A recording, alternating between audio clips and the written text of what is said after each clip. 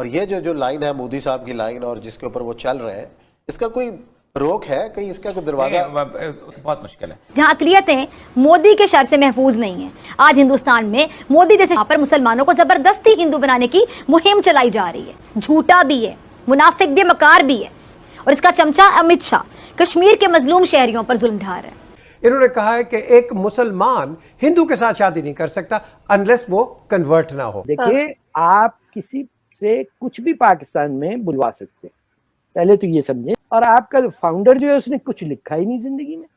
ایسا تو نہیں ہو سکتا نا کہ وہ اس کو پاکستانی جب کہہ رہے ہیں کہ ہمارا سب سے بڑا تھنکر گریٹسٹ ہے، دیٹ مینز پاکستانیوں کی اپنی اوقات سمجھ لی. جی ناظرین، یہ بھارت کے مناظر ہیں اور اس میں ان کے اراکین اسمبلی بھی شامل ہیں جو حلف اٹھا رہے ہیں کہ بھارت ماتا کو، اس کو اکھنڈ بھارت کس طریقے سے بنایا جائے. اور جو حالات ہو رہی ہیں سب مسلمانوں کے آلریڈی وہاں پر موجود ہیں، اور جس طرح کا سلوک ان کے ساتھ ہو رہا ہے، ایکٹرز ہیں ہمارے ساتھ، ان کے مسلمان ہیں، ان کے ساتھ جو سلوک ہے ان کا. اور یہ جو لائن ہے مودی صاحب کی لائن اور جس کے اوپر وہ چل رہے ہیں، اس کا کوئی روک ہے؟ کہیں اس کا کوئی دروازہ؟ اس کی وجہ یہ ہے کہ بہت مشکل ہے. دیکھیں 1921 میں جب سنگٹھن تحریک آئی ہے تو برصغیر میں 7 کروڑ مسلمان تھے اور 22 کروڑ ہندو تھے. اچھا جی. اور ایک شخص کا نام تھا پنڈت مدن موہن مالویہ. لیکن اس کے ساتھ ساتھ 1921 میں ایک اور شخص تھا سوامی دیانند سرسوتی. اس نے ایک تحریک چلائی تھی شدھی کہتے ہیں پاکیزہ کرنا کسی شخص. انہوں نے کہا تھا کہ دیکھیں وہ نسلیں جو صدیوں سے برصغیر پاک و ہند میں آباد تھیں، جیسے مثلا راجپوت ہیں، جیسے مثلا اس طرح کے اور 2-3 چھوٹے چھوٹے جاٹ ہیں، یہ لوگ ہیں، یہ جو مسلمانوں کی آمد کی وجہ سے خصوصاً دلت جو تھے، یہ مسلمانوں کی آمد کے مسلمان ہو گئے تھے اور راجے مہاراجاؤں کو چھوڑ گئے تھے، ان کو ہم واپس پاکیزہ کریں گے، دھرم میں لے کے آئیں گے. تو 1921 کے اندر ان دونوں تنظیموں کا دونوں کا موٹو ایک تھا، لیکن دونوں کے جو تھے طریقہ کار مختلف تھے. اسی کے اندر سے ایک شخصیت تھی جس نے ہندوتوا کتاب لکھی تھی، وہ نام تھا ساورکر. اور ساورکر نے جو کتاب لکھی تھی اس کی بنیاد پہ 1925 میں یہ جو ابھی یہ لوگ نظر آ رہے ہیں، ایک علاقہ تھا شہر ناگپور. اچھا. ناگپور میں اپنی ایک مسلح تنظیم قائم کی تھی جس کا نام تھا وشو ہندو پریشد. اور وشو ہندو پریشد کے آگے پھر 2 چھوٹے چھوٹے دھڑے تھے جن میں ایک راشٹریہ سیوک سنگھ اور ایک تھا بجرنگ دل.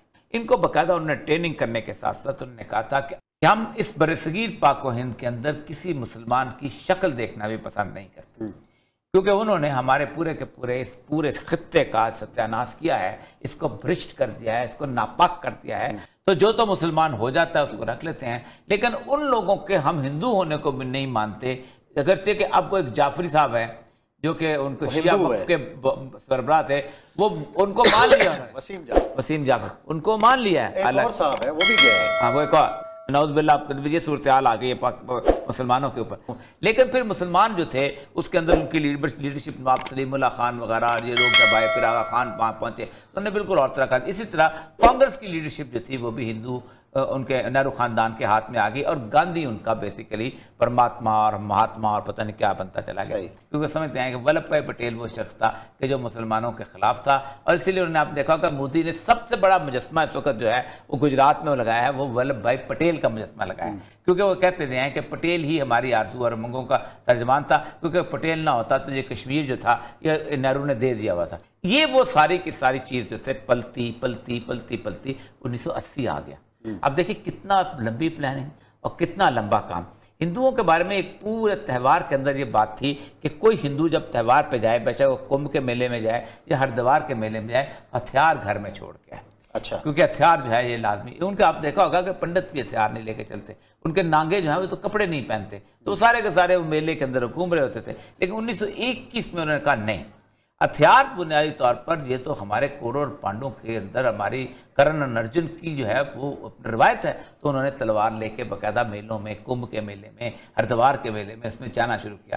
ٹھیک اس کے بعد ہوا یہ کہ پھر انہوں نے ملیٹنسی کو ڈیموکریسی کی شکل دی، اور 1982 کے اندر انہوں نے اپنی ایک تنظیم بنائی جس نام کا تھا Bharatiya Janata party, B J پی.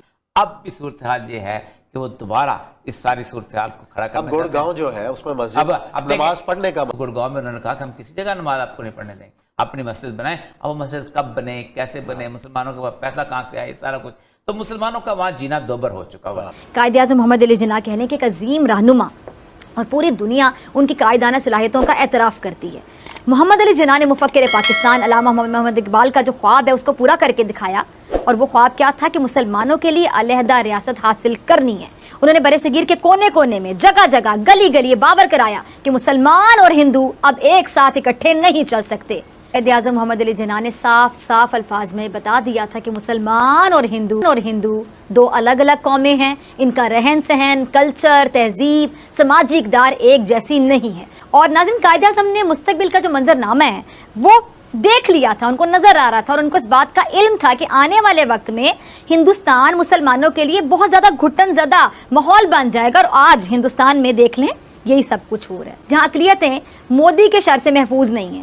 آج ہندوستان میں مودی جیسے پر مسلمانوں کو زبردستی ہندو بنانے کی مہم چلائی جا رہی ہے، اور ایک ہندو رہنما اپنے پارٹی ارکان سے یہ قسم لے رہا ہے کہ وہ مل کر پورے بھارت کا مذہب ہندو بنا دیں گے۔ اب اس سے زیادہ انسانی حقوق کی پامالی اور کیا ہوگی؟ اب یہ تازہ واقعہ کہ ورلڈ کپ میں پاکستان کے ہاتھوں بھارت کی شکست پر، آپ کو یاد ہے بھارتی عدالت نے 3 طلباء کو جیل میں ڈال دیا تھا، کہ آج پاکستان الگ وجود رکھتا ہے الحمدللہ۔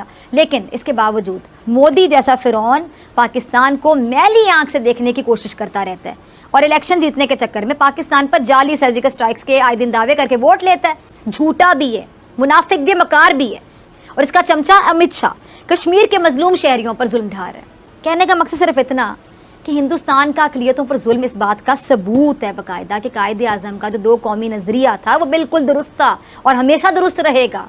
انہوں نے کہا ہے کہ ایک مسلمان ہندو کے ساتھ شادی نہیں کر سکتا انلیس وہ کنورٹ نہ ہو۔ اب بات آتی ہے جناب، ان کو گڑگاؤں کے اندر آپ نماز نہیں پڑھ سکتے۔ برطانیہ سے لے کے پورے ویسٹ کے اندر کسی نے آپ کو روکا نہیں ہے نماز کے لیے، یہ ہندو جو ہے آپ کو روک رہا ہے وہاں۔ اصل میں بات یہ ہے کہ ہمارے پرائم منسٹر صاحب نے جو الیکشن کے وقت سے مودی صاحب کی کامیابی کی دعا کرنی شروع کی، بہت تڑپ رہے تھے وہ کہ یہ دوبارہ جیتیں گے اور پھر مسئلہ کشمیر حل ہوگا۔ وہ کیسا حل ہوا وہ تو ہمارے سامنے ہے۔ ایسے بندے کی کامیابی کی دعائیں مانگنے والے پھر بیٹھ کے یہ تماشا ہی دیکھیں گے نا، ہم اور کیا کریں گے؟ دیکھیے، آپ کسی سے کچھ بھی پاکستان میں بلوا سکتے ہیں، پہلے تو یہ سمجھیں دیز آر جیومیٹریکل فیکٹس ہوتے ہیں نا، جو پری ریکویزٹس ہیں، اس کے بعد آپ انالیسس کریے۔ When you can't trust any one who said any thing, اور آپ کا فاؤنڈر جو ہے اس نے کچھ لکھا ہی نہیں زندگی میں، دیکھیں نا، نکروما نے بھی لکھا، آپ کے نیلسن منڈیلا نے بھی لکھا، آپ کسی کی بات نہیں اس نے کچھ لکھا ہوگا اپنی زندگی پہ۔ یہ جناح صاحب آپ لیڈر ہیں، انہوں نے، ہم نے کچھ نہیں لکھا بھائی، ہم لکھتے نہیں، ہم بس سوٹ بڑے مہنگے پہنتے ہیں، اور دیکھیے مسلمان کتنے متاثر ہو جاتے ہیں، ارے صاحب جناح صاحب کا سوٹ دیکھیے۔ ارے آدمی کچھ تو لکھتا ہے کبھی، فرسٹ ورلڈ وار ہو گئی، کچھ تو لکھو، بولشوک ریولوشن آیا، ارے کچھ 2-4 لفظ ہی بول دو، سیکنڈ ورلڈ وار ہو گئی، ارے کچھ تو بولو، کیا تمہاری اوپینین ہے؟ ایسا تو نہیں ہو سکتا نا کہ وہ اس کو پاکستانی جب کہہ رہے ہیں کہ ہمارا سب سے بڑا تھنکر گریٹسٹ ہے، دیٹ مینس پاکستانیوں کی اپنی اوقات سمجھ لیجیے۔ پاکستانی کون؟ اردو بولنے والے اور پنجابی مسلمان۔